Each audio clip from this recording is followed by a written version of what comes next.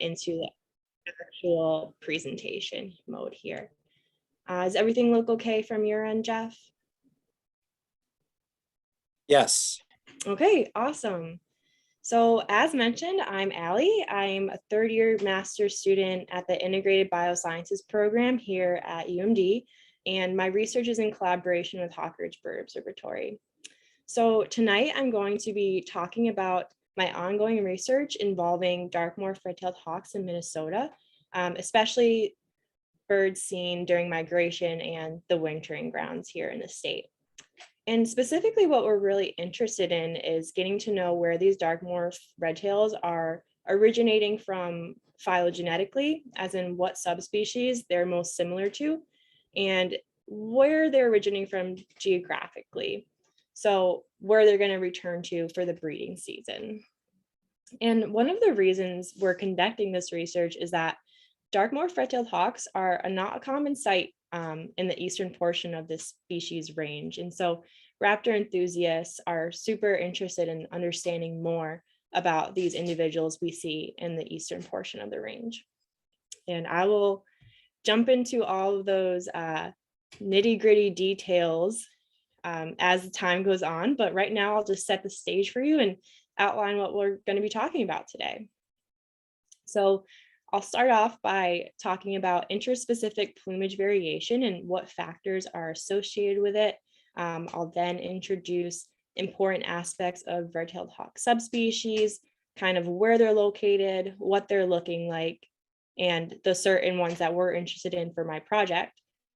From there, we'll jump right into dark-morphs in Minnesota and kind of shape out those observations we've seen and how that's really led us to our research question and what goals and hypotheses we have specifically for my master's research. So I'll kind of tail end this presentation with the current status of data collection and everything else we're still planning to do.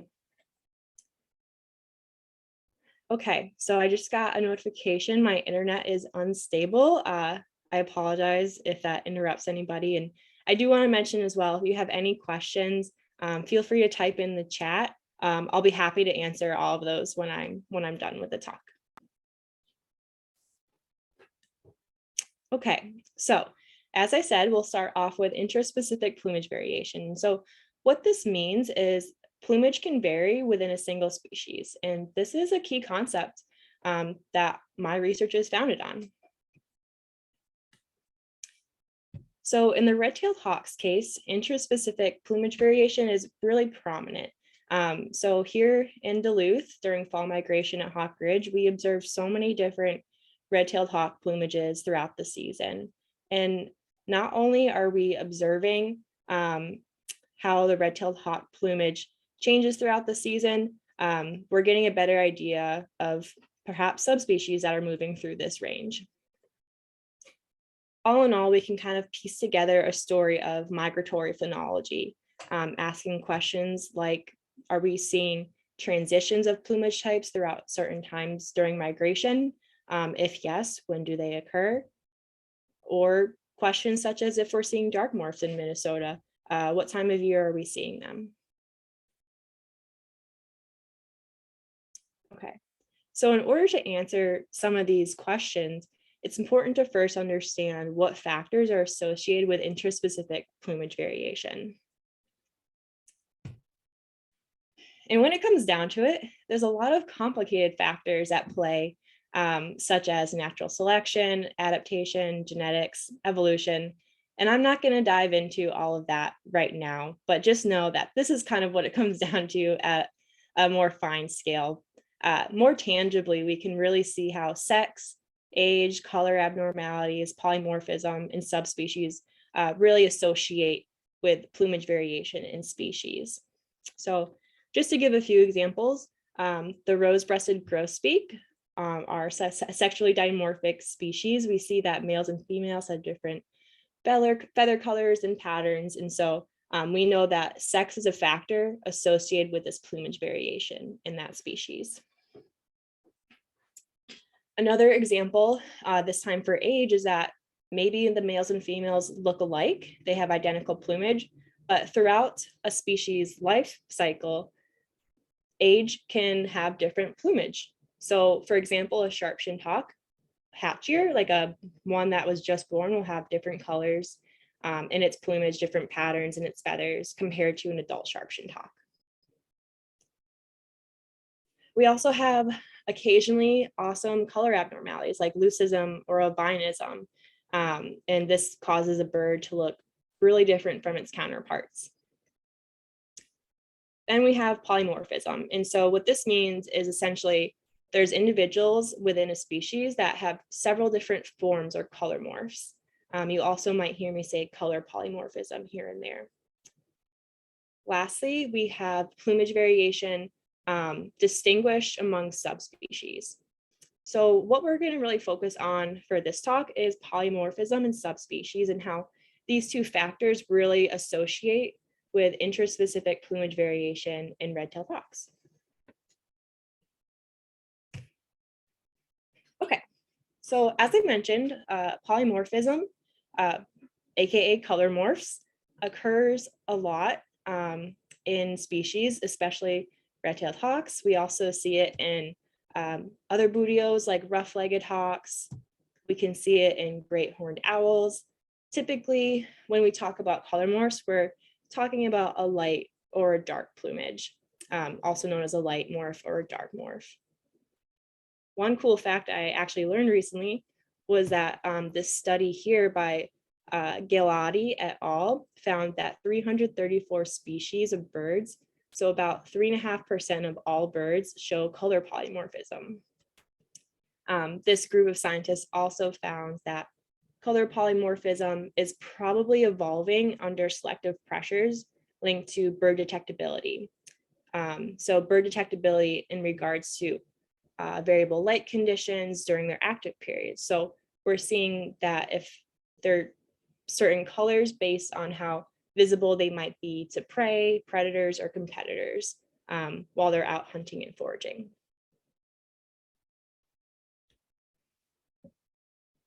All right, so here's a pretty basic example of polymorphism in the red-tailed hawk. And what we see here are a light morph and a dark morph.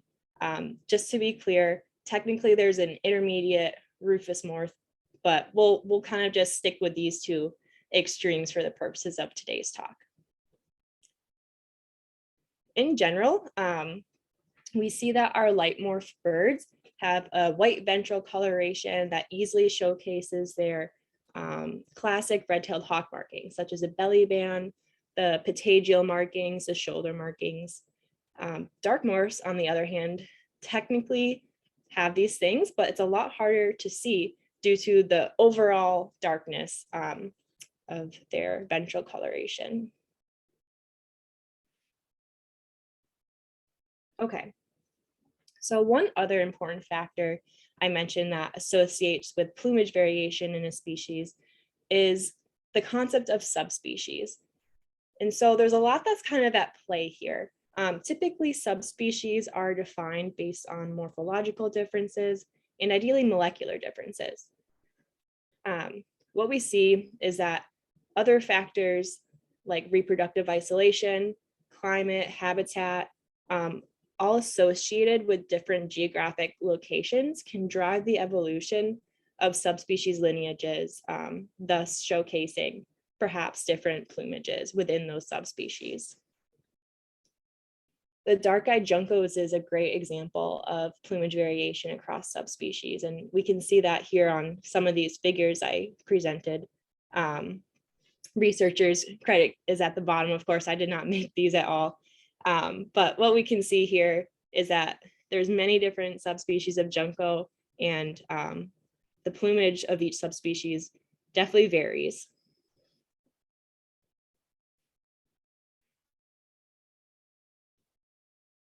Okay, so this will lead us to the next part of the talk. We'll see how different factors like color polymorphism and other plumage differences are associating with our red-tailed hawk subspecies specifically. Okay, so the red-tailed hawk, if you don't know, is a really prominent buteo in North America. Its range spans almost the entirety of the continent throughout the year. Generally, we see red-tailed hawks in open woodland habitats. They also use a variety of other habitats such as boreal forest. Oh, that just automatically moved on me, I apologize. Anyways, they can also be found in boreal forests and deserts, grasslands, and other areas. So what's really cool to pick out here is that because this species is so widespread and can occur in many different geographic locations, there's a lot of room for plumage variation to occur across subspecies. Okay, so currently there's about a dozen red-tailed hawk subspecies that are officially recognized by the American Ornithological Society. What we see here is a subspecies geographic range map depicted by Preston and Bean of those subspecies. So some of the most prominent and well-known subspecies include Borealis. So this is the eastern red-tailed hawk. It's typically found east of the Rocky Mountain Range. We also have B.J. coloris, known as the western red-tailed hawk, found west of the Rocky Mountain Range. We also have B.J. harlani, which a lot of you may know as Harlan's hawk. This subspecies breeds up towards Alaska, northern Canada, and can be found migrating southwards towards central United States, which is really interesting. So we also have an unofficial subspecies that I would be remiss to mention, not to mention, and that is B.J. abiticola. So B.J. abiticola is not technically an official subspecies according to the AOS, but those red-tailed hawk enthusiasts all really know how distinct this phenotype is. So in a way, we call it an unofficial subspecies. So B.J. abiticola, while it's not on this map, it is essentially breeding where all that dark blue is. So it breeds in the northern boreal forests of Canada, as far as we understand. Okay, so just looking at all of these pictures here, we can really see how much plumage varies across subspecies in red-tailed hawk. So for example, the Borealis eastern birds, they're a lot less heavily marked. Their belly bands aren't as thick, say compared to B.J. abiticola, who also is having a bit more buffy tones in its breast. B.J. coloris has a lot more streaking down the underside of its under wing coverts. And B.J. harlani is, as it's well known for, is that mottled tail that really distinguishes it from a lot of other subspecies. One other thing I do want to say is that sometimes it's not cut and dry. It's really hard to distinguish red-tailed hawk subspecies, even if we can figure out all these determining characteristics. Because this bird is so widespread, interbreeding occurs a lot within subspecies. And so we might see an individual that has characteristics of multiple subspecies.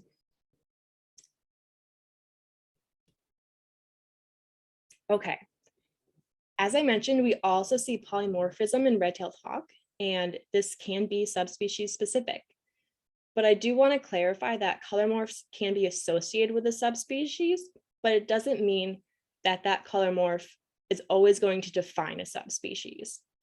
And what I mean by that is if we see a dark-morph red-tailed hawk, we don't want to automatically say it's always going to be a Harlan's hawk. It could be something else. But we also don't want to say a Harlan's hawk has to be a dark morph. It can also be a light morph. Okay.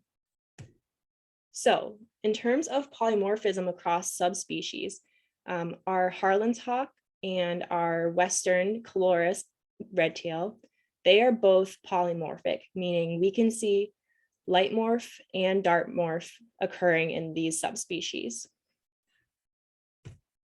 When it comes to the eastern red-tailed hawk, Borealis, we don't see polymorphism. We're not seeing dark morphs in this population. And then when it comes to abiticola, we're not really sure at the moment. It is considered by a lot of experts that there possibly is a Dark-Morph in Abiticola, but we have yet to have that scientific evidence to prove it. One other super cool thing about subspecies of red-tailed hawk is that we have this clinal gradient. And so what that means is essentially we're seeing a shift in increased Dark-Morphs as we move westward through the range. So this means that most of our birds west of the Rocky Mountains are polymorphic, whereas those east aren't polymorphic. Okay, so let's talk about the Dark-Morphs specifically in Minnesota. And one reason we know and can investigate these Dark-Morphs in Minnesota is because of Hawk Ridge Bird Observatory. So Hawk Ridge is one of the best places to witness red-tailed hawk migration due to the sheer number of birds and just the awesome different plumages and subspecies we can see here. And to put it in perspective, we've been doing migration research here since 1972, almost 50 years. We're coming up on our 50th anniversary. So this has led us to have a healthy data set with so many numbers and observations throughout the years. Specifically on average, we count about 6,000 red tails a year, sometimes upwards to 15,000. When it comes to banding, specifically from 2011 to 2019, we've banded about 1,400 birds, red tails, I should specify. And according to Frank Nicoletti, our banding director, it just automatically moved on me, I apologize. Frank Nicoletti, our banding director, accounts about 1% to 2% of red tails moving through Duluth are Dark-Morphs. Okay, so typically the Dark-Morphs we see moving through here may have some obvious Harlani characteristics. So as we can see here, this bird is a Dark-Morph Harlani based on that awesome mottled tail.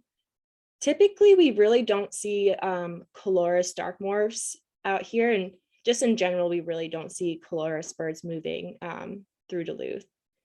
So one thing that's important to note based on these observations is that when we do see a Dark-Morph that's not obviously Harlani, we want to know, what is this bird?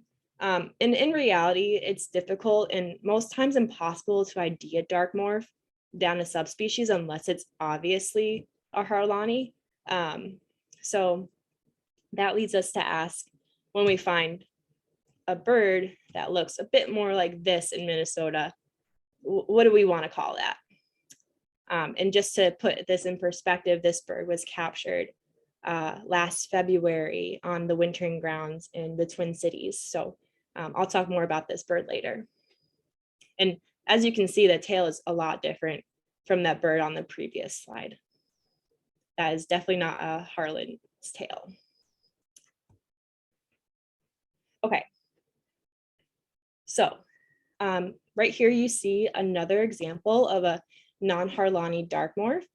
This bird was captured in Duluth in fall of 2016 according to this eBird checklist. I was actually there for this bird. That's my friend holding it. And what we want to know is we see Dark-Morphs moving through Minnesota during fall migration, during spring migration even, and we know that they're wintering here. And we know that not all of these birds are Harlani. Some of them might be, but when they're not, where do we go from here? And so according to Liguori and Sullivan, several theories have been posed on what we can do with these birds. It's possible that we could call these birds colorous. So some people may say that Dark-Morph birds moving through this eastern range are just colorous birds moving beyond their primary geographic range. So this theory could be possible, and it may be, but based on our knowledge of our populations, colorous doesn't winter this far east. So the chances of us seeing a Dark-Morph colorous wintering here is super rare, especially if we're not even seeing populations of Light-Morph colorous wintering here. Okay, A second theory is that maybe these dark morphs are borealis. This suggests that borealis is polymorphic and we just don't have the evidence yet. So again, this could be true. We don't know at the moment. But what we do know is that the majority of our borealis birds come through Duluth early in the fall as a result of post breeding season dispersal. So they're essentially coming from the south, moving north, and then going back south. And we definitely know what our borealis birds look like. We also know that the dark morphs we're seeing here at Hawk Ridge don't come through till later in the fall. They're coming further from the north if they're coming in, say in October or November. This is much later than when our borealis birds would be coming through here. Okay, and then lastly, a third theory, BJ beta cola are forgotten alternative. So it's possible that these dark morphs are a beta cola and we just need to understand more about that. And because we understand the phenology and the geographic locations of these subspecies and who's coming through when at Hawk Ridge, we're easily more confident to say that our hypothesis is founded on theory 3 here. So we think that non-Harlani dark morphs migrating wintering in Minnesota originate from a beta cola breeding populations as opposed to borealis or chloris.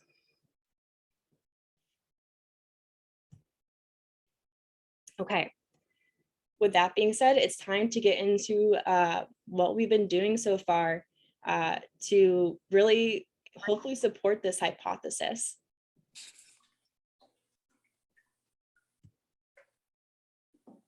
Okay, so there's 3 main goals associated with my research project. The first one being we would like to determine the phylogenetic relatedness of a beta cola to other subspecies. So because we've hypothesized that non-Harlani dark morphs in Minnesota originate from a beta cola, it's important for us to understand how a beta cola fits into the phylogenetic picture with the other subspecies as well. So if we can achieve this goal, that'll also make achieving goal 2 a lot easier as well. So ideally, our target dark morphs that we've sampled, now that we understand phylogenetically how everything works together, we should easily be able to place those dark morphs and see what subspecies they're more closely related to. And then lastly, we also want to understand how geographic ranges of our target dark morphs compare to those subspecies ranges that are pretty established according to Preston and Bean.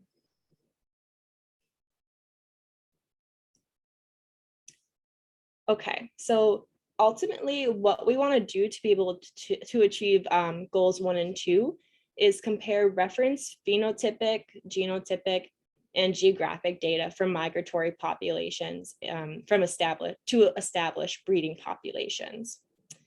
And so to do this, we've collected a really big data set of migratory and wintering birds in Minnesota and breeding birds, or breeding populations, I should say, from across the country.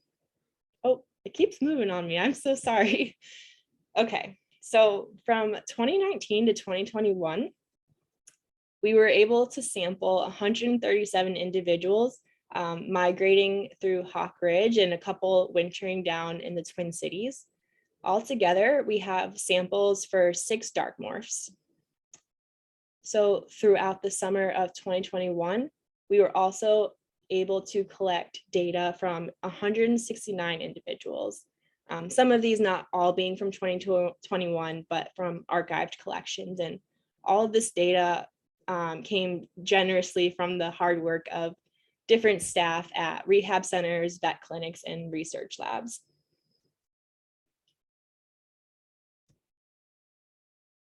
Okay, so specifically what we are collecting from these birds is morphological measurements. So weight, wing chord, tail length.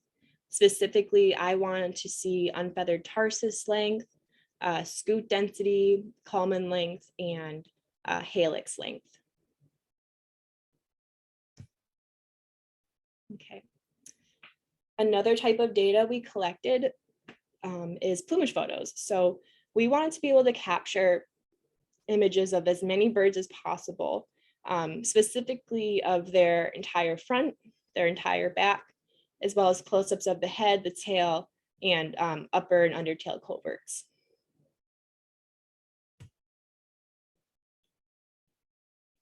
Okay. And then we also collected DNA. So in order to perform our genetic analysis, we had red blood cells and whole red blood cells taken from almost all of these birds. The DNA was actually extracted successfully from every blood sample. So that's just over 300 blood samples with good DNA. And this was done at the US EPA Genetics Lab in Cincinnati. We also put these samples through PCR. Oh my goodness, it keeps moving. We put these samples through PCR as well as 7 multiplex reactions in order to do like microsatellite analysis on these samples. Okay, and then lastly, we've been able to successfully deploy 2 transmitters on Dark-Morph adults captured in Minnesota. So we have Manly here on the left. Manly is the bird we saw earlier in this presentation. He has been found wintering last February in the Twin Cities area. He was found by Kevin Manley. If anyone knows Kevin, this bird is in honor of his hard work and dedication to the project. And oh my goodness, what we found out is that Manly went at least as far north as Manitoba last summer. So that's really interesting.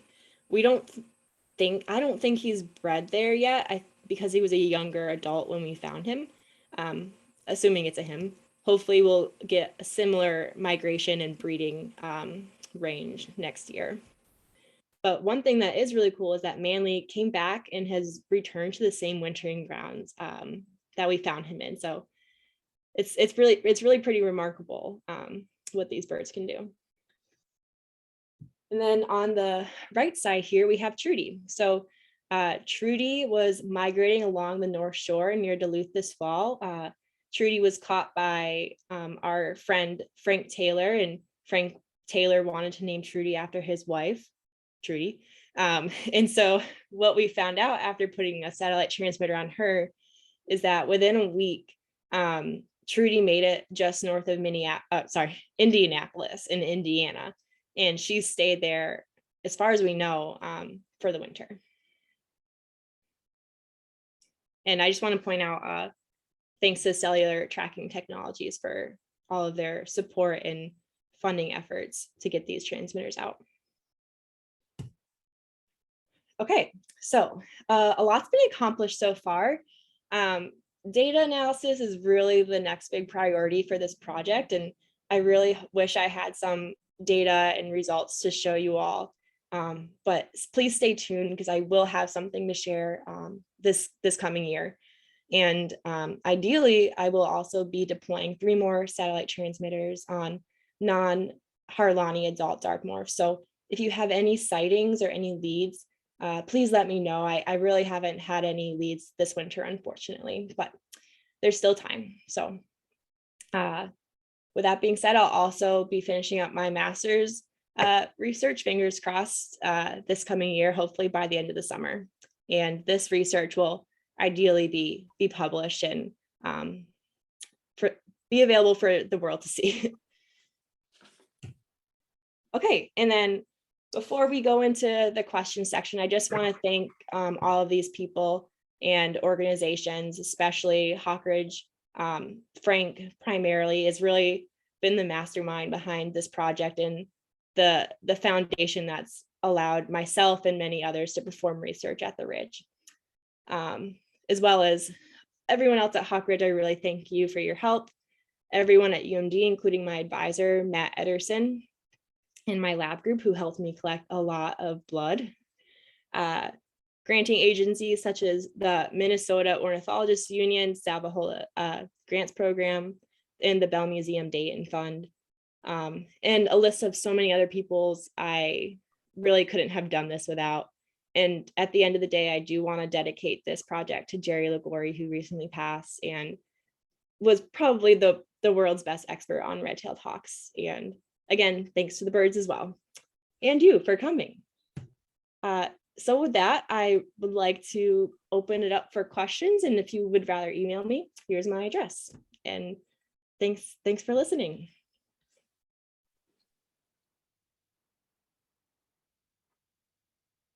All right, folks, feel free to unmute yourself if you have a question for Allie. Hey, Jeff, should I leave my screen share up or close it? You can close it probably, and we can look at each other. Perfect.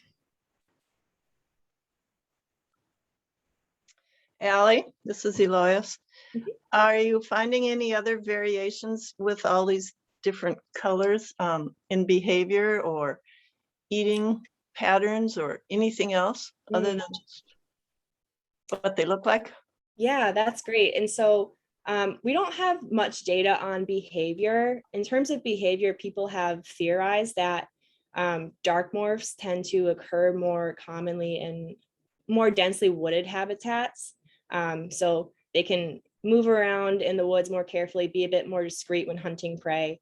Light-Morphs tend to be a bit more abundant in more open habitats such as desert or grassland landscapes.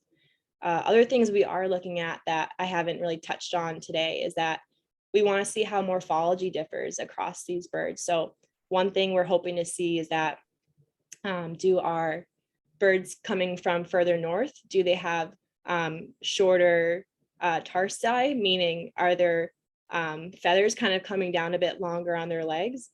So those are some other things we're looking at as well. Well, Yeah, I'm curious. You talk about these variations that they're regional and that they have some. You indicate there's some connection to habitat. For example, the Dark-Morph has some biological advantages hunting in more confined areas than on the prairie. I'm not sure what the advantage might be for the light morphs in more open spots areas, except perhaps if they're really light in the winter, they might have a better advantage where there's snow cover. But in terms of approaching prey without being detected. But I'm just wondering, I mean, been studying these birds for 50 years at Hawk Ridge, but has there been enough length of time in studying the genetics of these birds to realize, to project whether or not these variations are the result of biological adaptation, or are they just sort of random genetic scrambling, like with rock doves, pigeons, Yeah, and that's a question that's really hard to answer if we don't have the genetic data like you mentioned. And thankfully there are archived sets of genetic data that we can use and go back with. And with modeling these days, we can model phylogenetic histories back in time. And one theory that I do have is, again, making it maybe probably not super random. There's some kind of driver in all of this, is that Rocky Mountain range in the middle of the geographic range really splits if we're seeing polymorphism or not. Yeah. And so bootios, like we saw earlier, rough-legged hawks, they also show polymorphism. So this is something that seems to be inherent in this type of bird, this group of bird. And so possibly what's happening here is that over time, the red-tailed hawk population is essentially split by the Rocky Mountain range. There's isolated populations through distance. And so perhaps Dark-Morphs could have been more prominent out in the eastern portion of the range, and maybe that trait's just been lost genetically over time. That's something that'd be really interesting to see. Well, that raises the question then, and that makes a lot of sense that there's a geographic division. Yeah. But what research has been done as to whether or not these birds they go north to breed in the summer, but do they ever interbreed? do light morphs and dark morphs, is it because they go to separate areas to Mhm. breed that they don't interbreed? You know, Yeah. or are there some indications that there might be some overlap where they do sometimes interbreed? Yeah. There's not much official research done, but there's been a lot of observations to my knowledge. And one thing to clarify is that there are still light morphs occurring in the Western range. It's just we don't normally see dark morphs in the Eastern range. And so from what I've understand is that they're not super, they will interbreed dark morphs and light morphs. They're not super picky based on that. But unfortunately, we just don't have enough research to kind of understand that more at this point in time.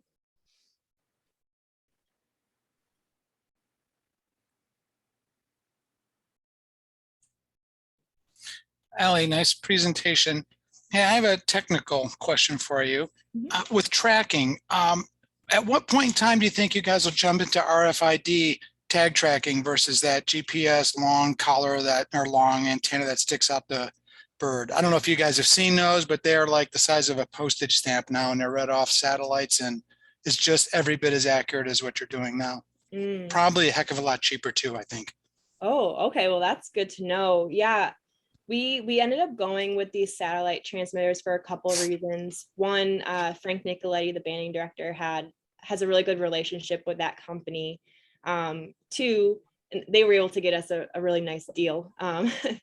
Two, we are able to use satellite transmitters, especially over cellular transmitters, because when these birds go super far north and out of cell range, the satellites can still track their location. And then once they come back into cell range, all of that will upload. So that's one perk that we get from the satellite transmitter.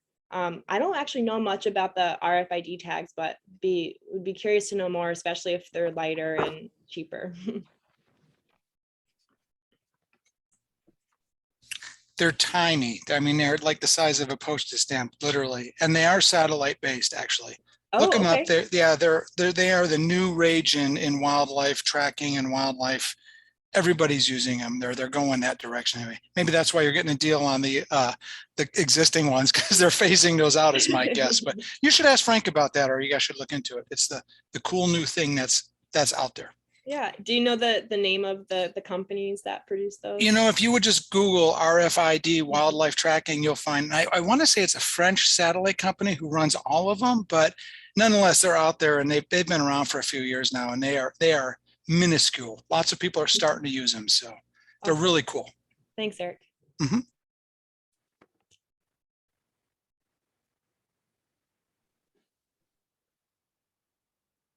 Any other questions or curiosities? Just Allie, when you complete your degree and you finish your paper, are you going to seek employment somewhere in this area, or where will you go on to do more research, or what are your thoughts about the Yeah. future? How are you going to build on the work you've been doing already? Yeah, that's a great question. So I'm originally from Syracuse, New York. I don't intend to go back there for future endeavors. I've also spent a lot of time going to school and working in New England. But I really have found a home in Duluth over the last few years. And so ideally, I would maybe work as a research ecologist or a conservation biologist at a nonprofit or an organization like NRI or for the state. I still would like to continue doing this research in collaboration with Hawkridge, even beyond the degree. I think there's so much to be uncovered here, and I would still like to be a part of that while pursuing maybe a more different field, but similar career path. Thanks for asking. We wish you well with that. Oh, thank you. Yeah, yeah. You're obviously a bright young person with a lot of potential, and whether you continue to study red tails or some other species, I'm sure you'll find work. Oh, And that's one of the things. There's so much more interest now because of the ecological awareness that's growing around in all of society, to learn as much as we can about our fellow species and how everything interacts. And so the kind of work you're pursuing is, of course, very significant. You know, it's really makes a difference in trying to save the world from total exploitation. Yeah, thank you. I appreciate you saying that. And kind of my background is I've always been more involved with field conservation, being hands-on in management. And this genetics world has really been opened up to me here in grad school. So being able to understand how genetics also applies to conservation is really exciting. And hopefully we can continue to do that more as well. You know, something Greg said about our growing ecological awareness, you know, made me think about how are some of these, you know, polymorphism, how was that dealt with in the past? You know, historically, when European Americans, you know, started expanding westward, when they came across these birds, I wonder how much, you know, were they able to identify them as the same species, or were they, you know, naming them all sorts of different things? I know it's really a cool phylogenetic history is very interesting. And hopefully with my project and many of you are probably familiar with Bryce Robinson, a PhD candidate at Cornell. Him and his group are doing a lot with genetic analyses of other subspecies of red tails. So hopefully we can put together a lot of this history of red tails.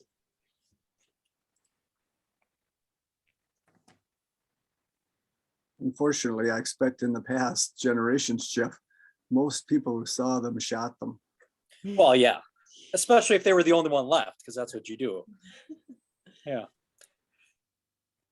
Any other questions for Allie?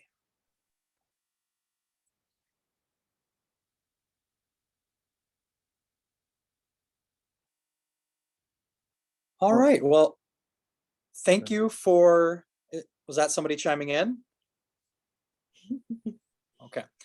Well, thank you for your work and your research, which helps us to understand a little bit more some of these mysteries.